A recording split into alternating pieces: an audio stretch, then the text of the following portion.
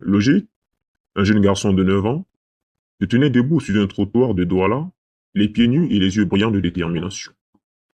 Orphelin de père et de mère, il avait appris à survivre dans les rues de la ville, en chantant et en faisant résonner des boîtes pour attirer l'attention des passants.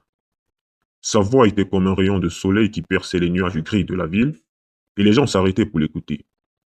Logique chantait avec une passion qui dépassait son âge, et son cœur débordait d'émotion. Un jour, une femme productrice, Madame Echo, passa par là, fut frappée par la voix de Logique.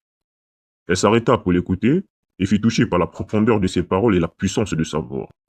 Elle décida de le prendre sous son aile, de lui donner une chance de réaliser son rêve.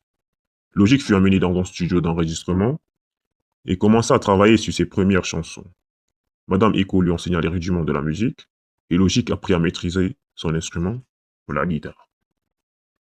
Les années passèrent, Logique devint un jeune homme talentueux et charismatique.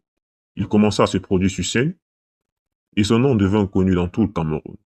Il fut l'un des premiers à populariser l'afrobeat, un style de musique qui mélangeait les rythmes traditionnels africains et les influences occidentales.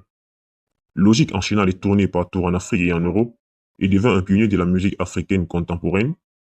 Il chanta pour toutes les foules et ses chansons devinrent des hymnes pour les générations jeunes africaines. Mais Logique n'oublia jamais ses débuts sur les trottoirs de Douala. Il continua à chanter avec la même passion et la même détermination qu'il avait à 9 ans. Il était un symbole de l'espoir et de la résilience, et son nom inspira des milliers de jeunes à suivre leurs rêves. Logique, le jeune garçon qui avait commencé à chanter sur un trottoir, était devenu une légende vivante, et son nom était synonyme de musique et de passion.